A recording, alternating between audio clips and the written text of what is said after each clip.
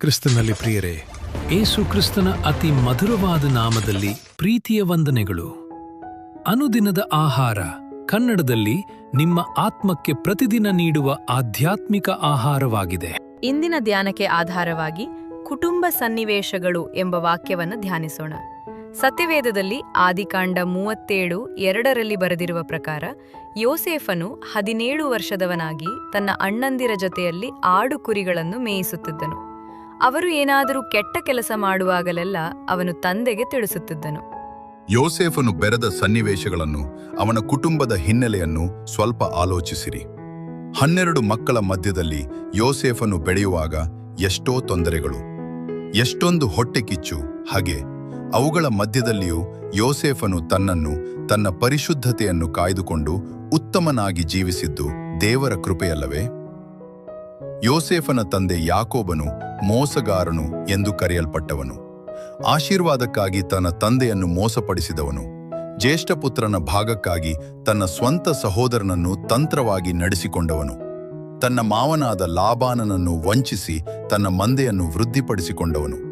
ಅಂತಹ ತಂದೆಗೆ ಮಗನಾಗಿ ಹುಟ್ಟಿದ್ದರೂ ಯೋಸೇಫನಲ್ಲಿ ಯಾವುದೇ ರೀತಿಯ ವಂಚನೆಯೋ ತಂತ್ರವೋ ಇಲ್ಲ.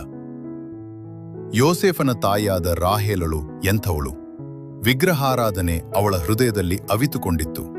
ತನ್ನ ತಂದೆಯಾದ ಲಾಬಾನನ ಮನೆಯಲ್ಲಿದ್ದ ವಿಗ್ರಹಗಳನ್ನು ರಹಸ್ಯವಾಗಿ ಕದ್ದುಕೊಂಡು ಬಂದಳು.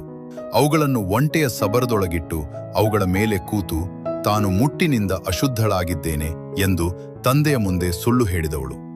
ಆದರೆ ಯೋಸೇಫನಾದರೋ ವಿಗ್ರಹ ಆರಾಧನೆಗೂ ಸುಳ್ಳಿನ ನಾಲಗೆಗೂ ತನ್ನನ್ನು ತಪ್ಪಿಸಿ ಕಾಪಾಡಿಕೊಂಡನು.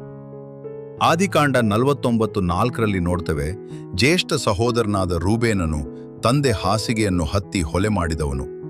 ಹಾಗೆಯೇ ಆದಿಕಾಂಡ 49:5 ನೋಡ್ತೇವೆ, ಸಿಮೆಯೋನನ್ನು ಲೇವಿಯನು ಕಠೋರ ಹೃದಯವುಳ್ಳವರು. ಹಾಗೂ ಆದಿಕಾಂಡ 37:2 ನೋಡ್ತೇವೆ, ಅವನ ಮಲತಾಯರಾದ ಬಿಲ್ಹ, ಜಿಲ್ಫಾರ ಮಕ್ಕಳು ದುರ್ಮಾರ್ಗಿಗಳಾಗಿದ್ದರು.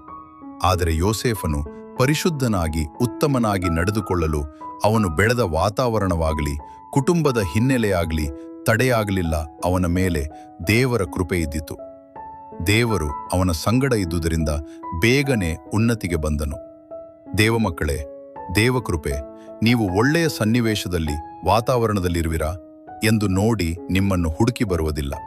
ಕರ್ತನೇ, ಪರಿಶುದ್ಧವಾಗಿ ಜೀವಿಸಲು ನನಗೆ ಕಳಿಸಿಕೊಡು ಎಂದು ಯಥಾರ್ಥವಾಗಿ ಪ್ರಾರ್ಥಿಸುವಿರಾದರೆ ದೇವರ ಕೃಪೆ, ದೈವಿಕ ಗುಣಗಳು ನಿಮ್ಮಲ್ಲಿ ಉಂಟಾಗುವವು. ನೆನಪಿಗೆ ತಿಮೋಥೆಯನಿಗೆ ಬರೆದ ಮೊದಲನೆಯ ಪತ್ರಿಕೆ 5:22. ಮತ್ತೊಬ್ಬರು ಮಾಡಿದ ಪಾಪದಲ್ಲಿ ನೀನು ಪಾಲುಗಾರನೆಂದು ತೋರಿ ಬಂದೀತು, ನೀನು ಶುದ್ಧನಾಗಿರುವ ಹಾಗೆ ನೋಡಿಕೊ. ಈ ವಾಕ್ಯಗಳ ಪ್ರಕಾರ ಏಸು ಕ್ರಿಸ್ತನು ನಿಮಗೆ ಕರುಣೆಯನ್ನು, ಕೃಪೆಯನ್ನು ಹೆಚ್ಚು ಹೆಚ್ಚಾಗಿ ನೀಡಲಿ ಎಂದು ಪ್ರಾರ್ಥಿಸುತ್ತೇನೆ.